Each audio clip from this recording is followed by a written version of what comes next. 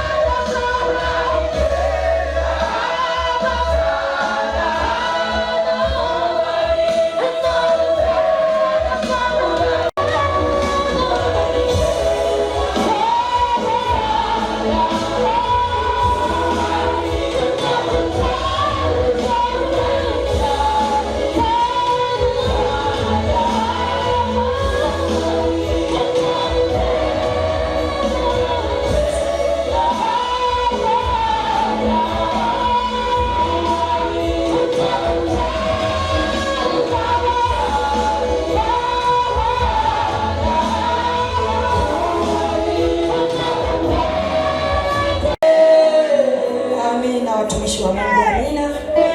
Basi ninakwenda sasa kuchukua nafasi hii kwenda kumkaribisha muumba mbingu nazo nchi, Zumaridi, mamlaka ya Bwana Mungu chini ya jua, mchana wa leo akaseme na roho zetu. Basi ninaomba tukampigie makofi ya shangwe na neema na vigelegele. Karibisha kwa makofi na neema na vigelegele. Ina neno safi kwa Bwana. Ina neema na neema.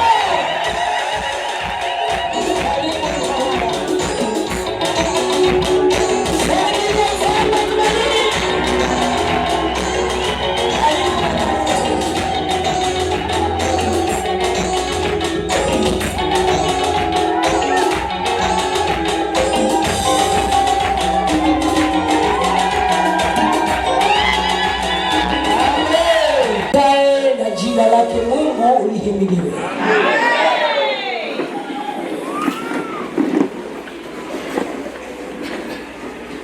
Ainuliwe Mfalme Zumaridi, watumishi wa Mungu.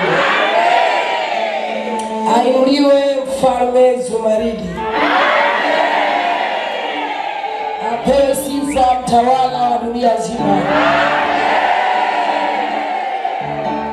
Apewe sifa Masihi wa agano la saba. Mbarikiwe na Mfalme Zumaridi.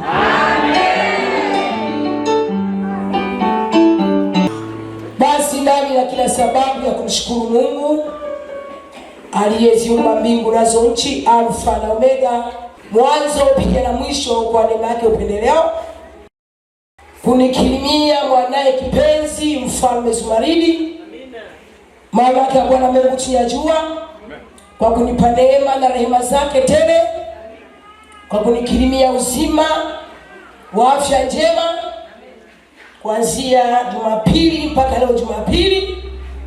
Tumekutana tena katika madhabahu yake kuu takatifu. Atukuzwe Mfalme. Apewe sifa Mfalme Zumaridi. Basi nasema kwamba Mungu ahimidiwe na apewe sifa na atukuzwe milele yote, kwa kutupa neema ya upendeleo na utukufu wake.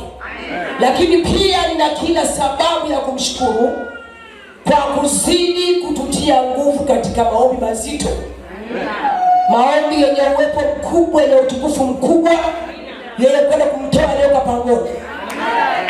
Kwenda mshukuru sana Mungu kwa neema yake na ulinzi wake, hata leo tuko wazima, kwa habari ya maombi mazito makubwa ya kutikisa dunia nzima. Namshukuru sana Mungu tuwezesha wale wote ambao tunashiriki hapa, tunalala chini hapa kwa ajili ya kutafuta uso wa Mungu. Niseme kwamba Mungu awabariki sana, awatie nguvu. Awatie nguvu na wasimamie tumalize neno letu wa maombi salama, tusishie njiani. Mpe Mungu makofi na vigelegele.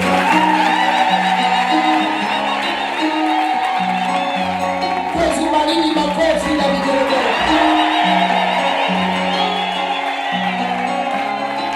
Kwa majina yangu naitwa Mfalme Zumaridi, mamlaka ya Bwana Mungu chini ya jua. Sibadilishi. Mungu yu ndani ya mwanadamu chini ya jua. Kauvaa mwili wa binadamu chini ya jua. Kwa hiyo sina budi kumtangaza Mungu aliyekaa ndani ya mwili wa Mfalme Zumaridi.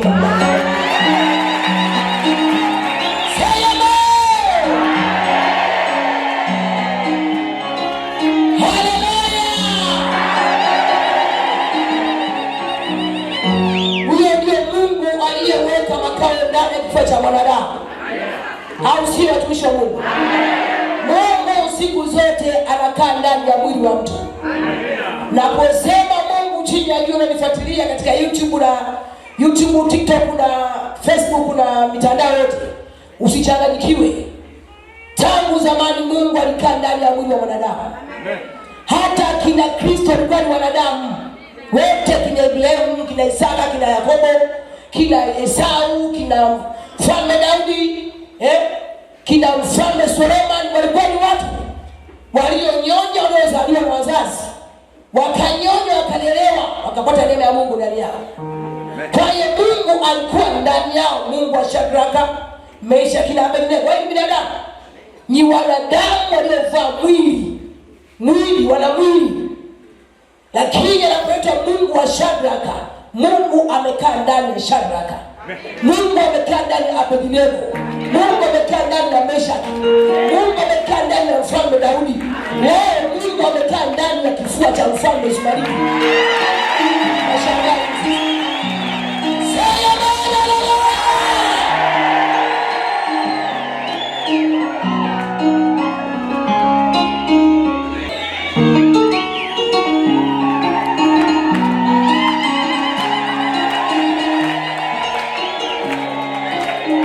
Ndivyo ilivyo. Mungu anakaa ndani ya mwili wa mtu. Anajiita Mungu. Lolo, rulelele, kimedi karudi, kende shokele karudi, kende manzesi kadi yako karudi, kende kigure.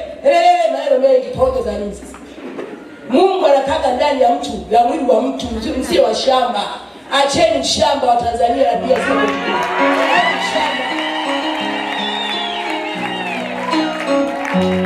Shamba, acheni shamba. Hata shule simeenda shule. Lakini tatizo hii shule ni ya juu, ndio maana mnachanganyikiwa. Shule ya juu hii. Waenda usomeni shule ya kibinadamu au hamna kitu. Hii ni shule ya juu ya mbinguni hii. Amen. Mungu anakaa ndani ya mwili wa mwanadamu. Sasa mnashangaa nini? Mbona mshangae Mungu wa Shadraka na mpaka leo mnamuita mbona Shadraka nini? Mpaka leo mbona Mungu ndiye mtu anayekalia na wanikalia kati mlipemo uone.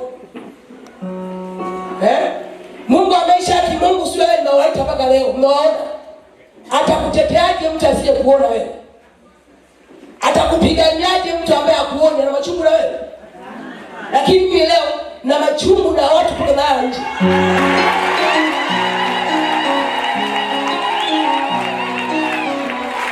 Sema mimi na ufahamu. Na waombea kwa machungu. Mpaka na kwa mwekundu na maumivu makali. Sasa Shadraka atakwenda kimeshamaliza kazi. Ibrahim keshamaliza kazi yake ya duniani aliyopewa na Mungu, na akaenda mbinguni akapewa tuzo la kushinda. Alafu wewe bado unaomba kazi.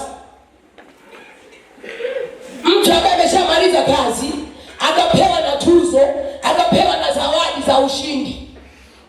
Kwamba ongea mwanangu umemaliza kazi duniani, akafanywa na sherehe. Mungu amekuwa shamba. Mchungaji wako kama baba za Mungu wa Ibrahim, basi ndani yake ana Mungu. Hafai kukuongoza.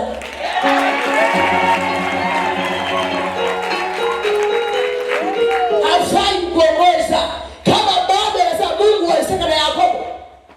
Kwa maana ndani yake ana Mungu. Amekalishwa nini kushika maiki hapo? Sabini Isaka na Yakobo hasa na yeye kazi gani? Isaka alikuwa ni binadamu. Yakobo alikuwa ni binadamu. Elia alikuwa ni binadamu. Na yeye alipokuwa ni binadamu. Sasa kwa nini aite Mungu wa binadamu wenzake? Imani yeye ndani yake na Mungu, wale walikuwa ni watumishi. Jifunze kwenda kuelewa tu. Amen. Na mjifunze kweli ya zaidi haswa.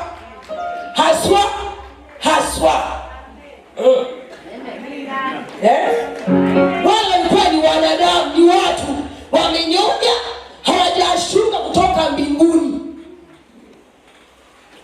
Hata Yesu hajashuka kutoka mbinguni, alizaliwa, akanyonya, akakua. Ufalme wa Mungu ukampenda, ukakaa ndani yake. Amen.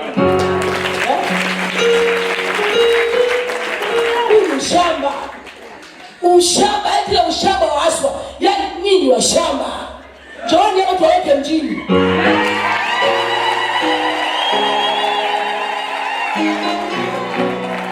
Au sio watumishi wa Mungu? Wao hapo tuweke mjini, bado kwa gizani.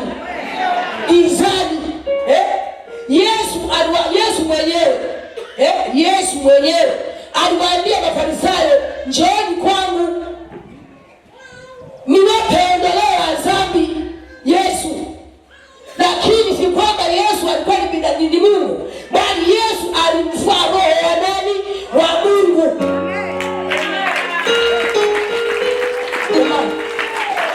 yaani kuna kitu shetani maroga, yaani mmerogeka mkakamilishwa na shetani. Sasa mambo yako wazi. Hebu shika pia mama. Yako wazi. Mungu mwanamke, nitafutieni Mungu mwanaume. Amen.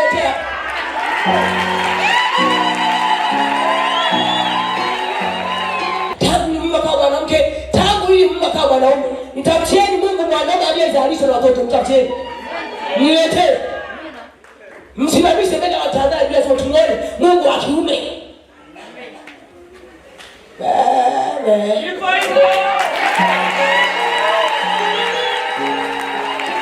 Mungu shamba. Yesu alikataa, wakasema tunakupinga, hatupingi kwa sababu ya matendo yako. Tunapinga kwa sababu ndio wanadamu wajiita nani? Mungu. Ndio walimwambia Yesu. Hatupingi kwa sababu ya matendo unayofanya. Tunapinga unakufuru. Walimwambia ndio Mafarisayo, mpo Mafarisayo. Tunakupinga kwa sababu uliye binadamu wajifananisha na nani? Na Mungu.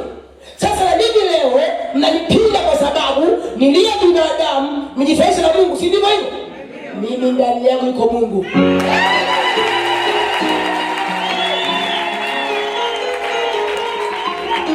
Kama Mungu alivyokuwa kwa Yesu, ndivyo kwa Mungu. Mtatulazimisha tuabudu Yesu. Jamani, yuko wapi? Tuleteeni sasa tumwabudu. Tuleteeni sasa tukatai. Ya tuleteeni tuabudu, tuminamie.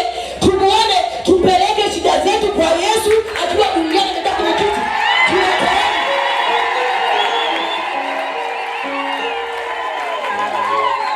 Tunatumkatai Yesu. Tuleteeni mwili na mwili wake. So jina na mwili. Kama hayupo, lazima Mungu atafute mwili, akae ndani ya mwili, afu uje ufungulie na Mungu ndani ya mwili. Sikili wakati jamani, mbona siwalewe nini? Ushamba tu.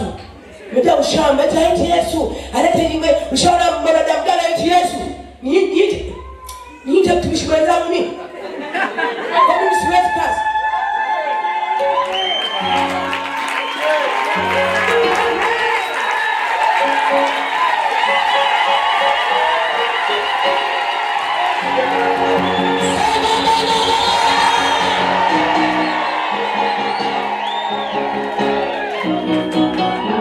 Siwezi kazi mimi. Sasa hii mtu mtumishi mwenzangu. Mungu alisema na kwa Ibrahimu, sogea Mungu alisaka. Mungu mimi sina kazi. Siwezi kuombea watu mpaka nite mtumishi mwenzangu, bali watumishi wanaomaliza kazi. Kwa mimi sifai. Nikae pembeni. Hapo Yesu afanye kazi hapo. Ahubiri Yesu kama Yesu. Hatutaki hao. Tunataka mwili wa Yesu uje tuhubiri. Utuponye. Si tunakataa mimi sio Mungu ndani yangu. Tuleteni mwili wa Yesu hapa. Mwili. Sio roho, mwili. Tuone. Tupeleke shida. Tuna matatizo, tuna magonjwa, tuna mapepo na namna tusomewe Yesu. Kila kitu tufanyia, tuhudumie. Kama haiwezekani, basi aminini Mungu ndani ya Israeli, aminini.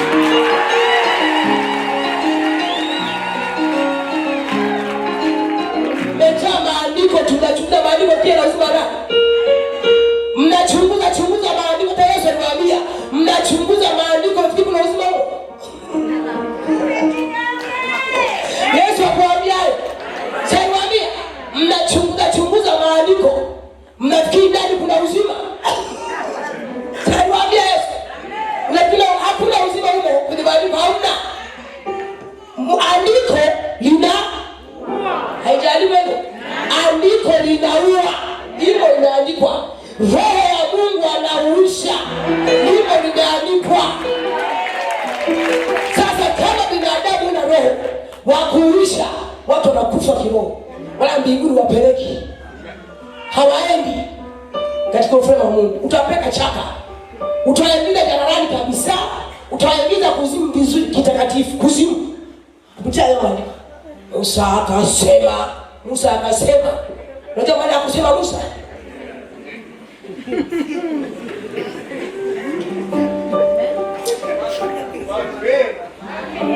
Acha tu wape.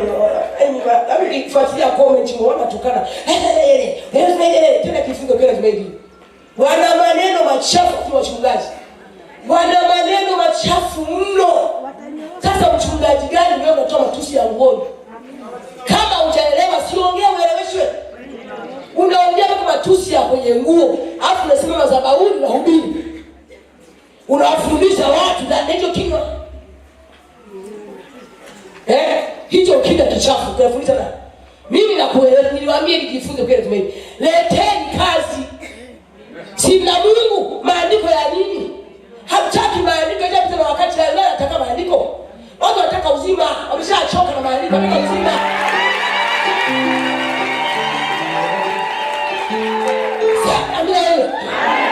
Wamechoka na maandiko, wanataka uzima wa afya zao. Kama kweli Mungu yuko ndani yenu, Mungu ni bodoza bana. Mungu ni kinga. Mungu ni katapila. Mungu ni mwenye nguvu. Atende matendo sio maandiko. Matendo uzima tuone. Sema ndio wanafuata zaidi. Mungu anakaa ndani ya mwili wa mwanadamu.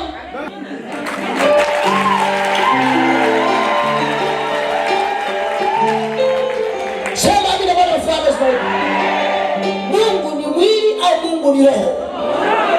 Narudia tena huyo Tanzania wote. Mungu ni mwili au Mungu ni roho? Si Mungu ni roho. Sasa kama Mungu ni roho, sisi ambao tuna mwili, nani atatufundisha? Nani atatufundisha? Kama Mungu si roho na haonekani kwa maana tumuone. Sasa sisi wenye mwili sasa, tuna mwili, tuna roho, lakini tuna mwili ambao umefunikwa. Tunataka tupate mafundisho ya kiroho ili tutanishwe na Mungu. Umeelewa?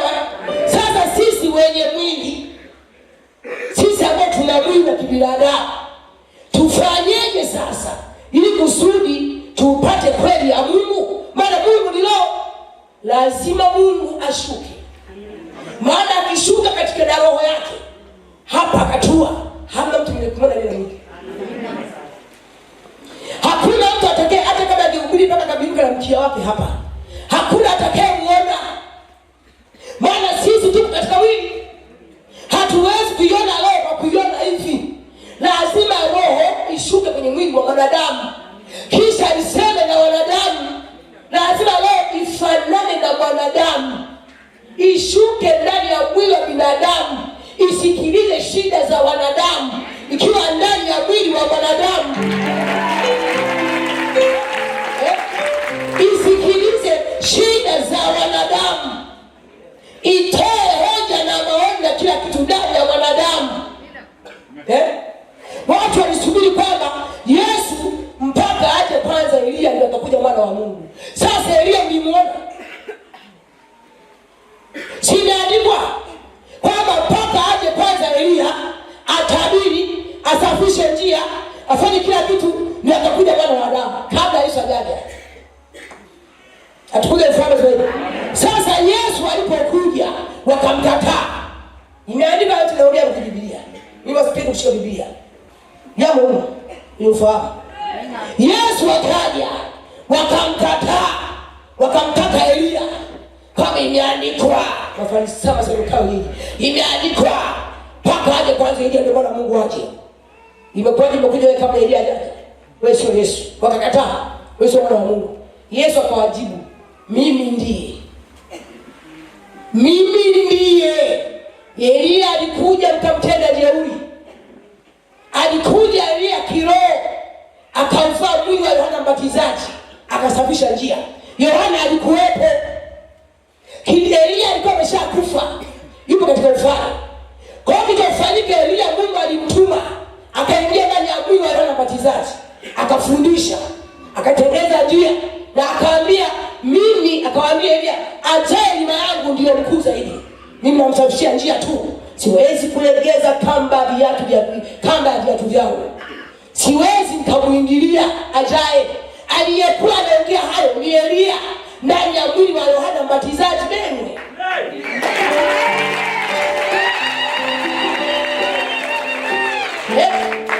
Na Yesu aliwaambia Elia ameshakuja, mkamtenda jeuri.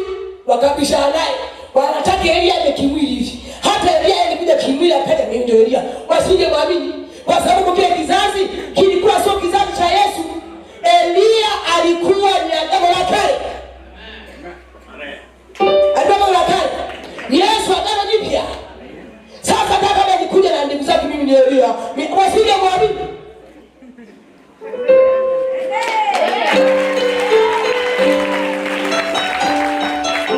Sema bila tumisha Mungu.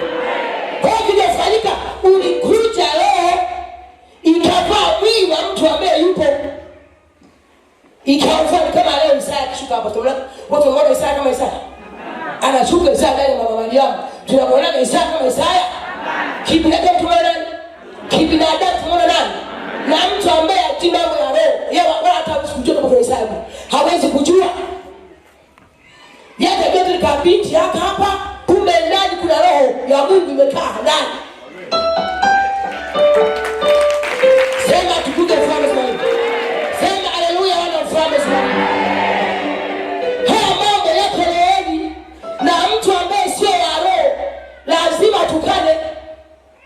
Mtu ambaye hajui mambo ya roho lazima tanyanyuka na kusema zaidi abwawe. Zaidi afufungwe. Zaidi apige mawe. Kama jinsi tunasema Yesu apige mawe. Ninyosheni mkono mpige kama jambo zangu. Nyosha mkono. Nipige. Mmeshanipiga kwa maneno mengi, mmenipiga kwa majuu, mmenipiga kwa vikao, mmenikalia, mmenipiga mpaka mia tosha kunipiga jamani. Ningeipata bure kwa mama nikasema ningebakiza mpaka kilo moja. Kwa mapigo ambayo mmeshanipiga nyinyi. Nimetumwa na Mungu na ndio maana speech zangu nyingi sisitoki kwenye Biblia mimi. Na zitoka kwenye ufahamu tu Mungu anazileta automatically. Zinakuja zinafika. Mungu tana jiremba. Kwa hiyo Mungu akeka mwanaume. Kafaa Mungu akike sema jiremba. Mtendana na jichukua. Sina nani Mungu lazima akae sehemu nzuri. Wakati akae sehemu bado. Akae sehemu nzuri bado. Wewe unaona nini? Bado. Nakuja. Tulia. Bado mjaniona vizuri. Hadi hapa nilikuwa za kula za rasha. Bado. Sayaba.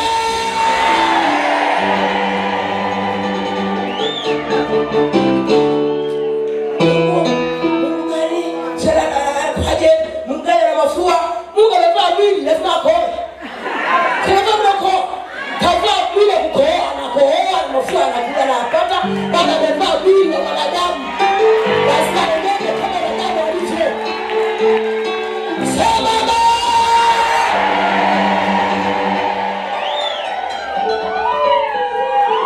ape sifa mtawala. Eti Mungu anakoa, Mungu anabanja hata banje. Sema ametoka mwili wa wanadamu. Sasa yupo kwenye upepo huu ambao Mungu autengeneza kwenye ukija upepo mafuta yote. Na yeye anajifanisha na wanadamu ili msimgundue ambao hamna akili nzuri.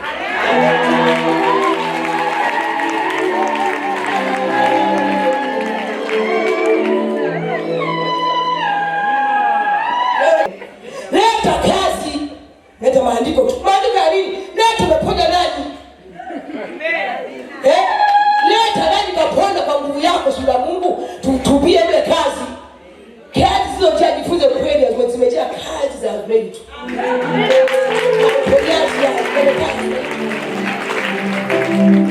Sema bila ufalme wa Mungu. Eti Mungu mpaka tushike cha kitabu ndio usome ndio.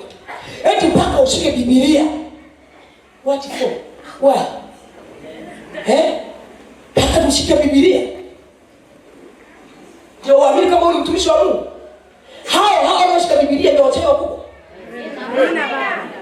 Hao wanafanya maandiko hivi ndio wachawi wakubwa. Wamejiunga mitandao Freemason hao. Sasa na Mungu tena yakale pepo. Hana hazina. Zimeisha.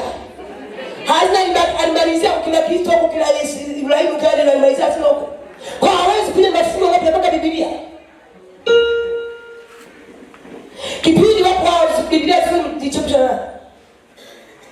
Kipindi anafundisha hao sasa kina mlani au kina Ibrahimu. Biblia zilikuwepo.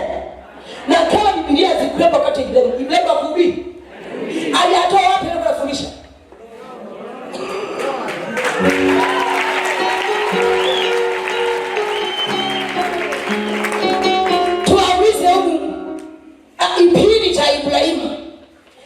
ilikuwepo Biblia? Palikuwa na viwanda vya Biblia? Sasa Ibrahimu akuhubiri, aliyatoa wapi anafundisha? Si ni roho ndani yake? Na mimi ni roho ndani yangu, usinijaji. Ni roho ndani yangu. Ni roho ndani yangu ndio naweza kukufungia masaa 12. Naongea bila Biblia. Na kufungia masaa 16 mpaka mtu katoka hapa. Mpaka alikuwa Dar es Salaam hapo nimesimama. Bado nimesimama na naweza nikakesha. Mpaka asubuhi kuwahudumia tu watu. Na sina Biblia. Natoa wapi hayo? Si ni roho wa Mungu? Roho wa Mungu anatema. Sasa wale ambao wana roho ndio wamekatana sasa. Soma Efeso. Soma Malaki. Nisomea Habakuki hapo. Yanapata Biblia. Nisome Mathayo mtakatifu. Soma Mika 4. Nisome kifungu cha Yeremia wa kwanza. Soma Wakorintho wa pili. Mpaka ibadi naisha umejaza kadapeli kadogo. Kamejaa. Umeandika mpaka umekoma mpaka pamekuwa pamechemka. Hiyo ni muumini. Sasa atoke ibadani muumini muulize umefundisha nini? Hana hata hii. Chura Korinto. Yeremia. Wagalatia. Warumi. Waefeso. Wanani?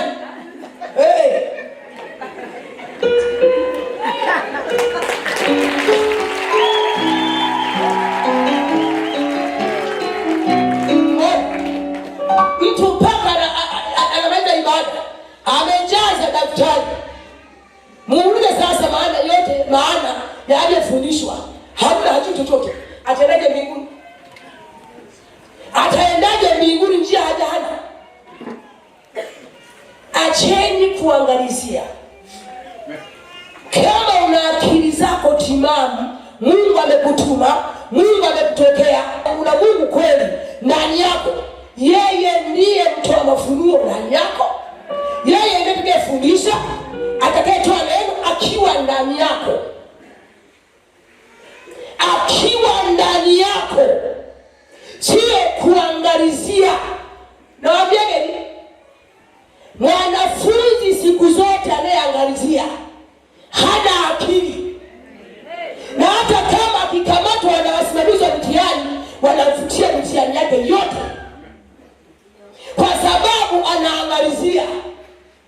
Anafutiwa mtihani yote. Anakuwa zero. Anafutiwa. Na anaweza kushtakiwa kwa kuangalizia.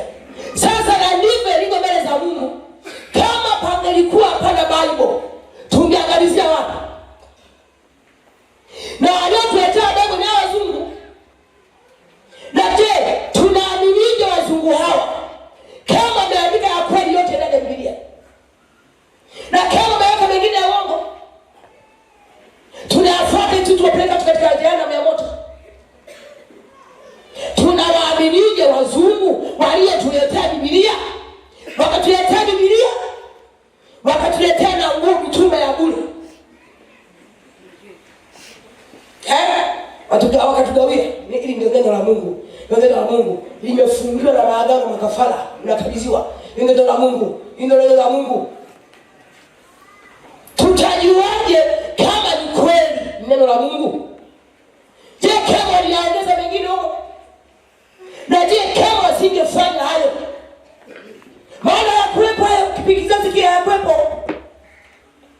Kama asingefanyika hayo, je, wahubiri wakisimamaje kufundisha? Wangesimama kuangalizia wapi? Neno liko sasa hawa kutuletea Biblia hapa. Wameharibu kabisa ibada, wameharibu kila kitu. Maana akiibuka hata kishafu, akiibuka kama akija staff tu, amestaff tu ile pesa ile kanisa. Anaweka kula sadaka. Anaweka kanisa pension yake, anajenga kanisa pale anaweka, anajifunza tu mwezi 2-3 tayari. Mimi ni mtumishi wa Mungu. Ulikuwa wapi? Mbona umestaafu na umekuja kuwa mtumishi wa Mungu? Ulikuwa wapi?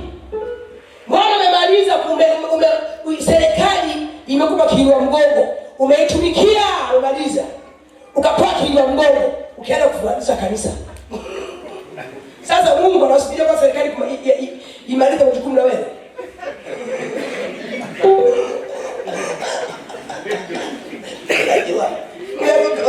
Unajua anaongea kweli au nitabaki au unaongea uongo mtamani? Hapa anaongea kitu automatically, kitu yani kimesimama hivi. Kwa hiyo Mungu akusubirie wewe umalize majukumu na serikali. Hapo ndio akutume. Watoto wangu inakuja hiyo jamani. Inakuja watumishi wa Mungu. Halafu utume tu kama utasema lazima uende tena ukaongezea tena elimu. Elimu ya serikali imeishia hapo. Unaanza kutafuta kitu kingine ambacho utaendeleza nacho. Unakwenda tena kuchukua philosophy. Unakuja tena na kitu kingine. Bwana ametokea. Ametokea kumaliza kule serikali.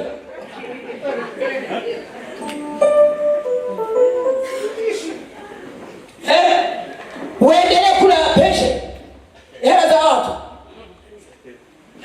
Tuache watumishi wa Mungu, tuache. Kama Mungu hajakutokea hata kujiita mtumishi wa Mungu ni laana. Hiyo ni laana. Unajibebesha laana ambayo yani haina mantiki. Hiyo ni laana, unajibebesha laana. Kuwafanya watu wamjue Mungu sio kwenda kununua pipi au bikiji tu.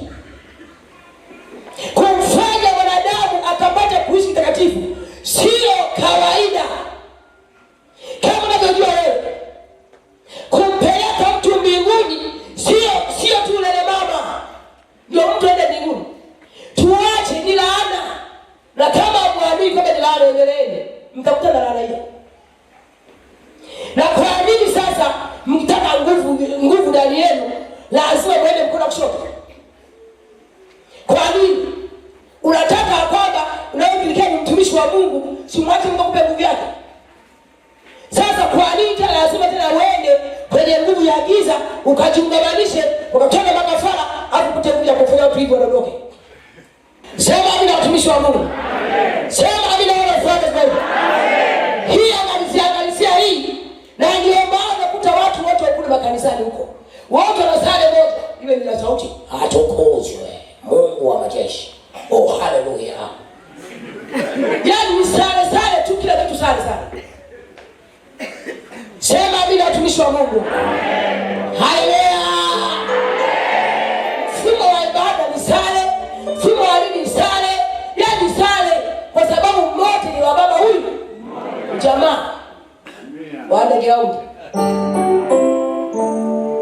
Kwa anapotokezea aliyetumwa na Mungu ndio mnaanza kumshambulia. Siogopi kushambuliwa, kwa sababu hata Yesu alishambuliwa kwa sababu alikuwa kweli ndani yake. Siogopi. Hii ni jini, halitetereki, sio jini. Mungu ndiye atetereki sasa. Yaani Mungu ni zaidi ya jini. Mungu ni zaidi ya jini. Sio bwana, Mungu ni pombo. Mungu ni pungupungu. Mungu ni zaidi ya chini. Hii mtu gani? Yaani nina msimamo nini? Kwa sababu ndani yangu kuna Mungu na ndio na msimamo. Na tangaza kweli ya Mungu. Ili kweli hii iweke watu nini? Huru. Sasa nikilegea mimi dunia ndio inachafu. Au unaongea Mungu tuishi. Nikilegea hapa dunia nzima inakuwa mikononi mwa adui. Mikononi mwa shetani, ulimwengu mzima mikononi mwa shetani. Kwa mimi silegeaji, ninao kulegea. Hata kama nikipitishwa, hata nipige tu. Sababu ninataka mwenyewe kwa mtumishi wote nipite. Hata nipite tu. Tapita popote pale. Najua nipo Mungu atakinipitisha na kunitoa. Usipokuwa imara, hakika Mungu unamwacha. Usiposimama na kusonga mbele, utamwacha Mungu, utakulia moto, utaamulia ziwa la moto. Sasa mbona nimekuwa standard nimekuwa mbona jamani? Mungu gani mbona rudi kwenye baridi? Rudi kwenye baridi. Hapa ni kwenye moto. Moto unawachoma. Ukiwa kwenye baridi naye atakuingia. Utaingia na nani kwenye baridi? lakini umekuja kwenye moto, lazima uinukiwe, kwa sababu uko kwenye moto. Sema amen. Wekeni msimamo wa watumishi wa Mungu. Msitishike na maneno ya mitandaoni. Mtandaoni ukiingia, mtoto wa Zumaridi ambaye uko mchanga, hakika unaweza kukimbia. Unaweza kumwacha Zumaridi. Unaweza ukajikuta Zumaridi umemwacha. Maneno yanayotoka mle ni mazito. Matusi mazito. Fuatilia chaneli yetu ya YouTube kupitia Zumaridi News TV.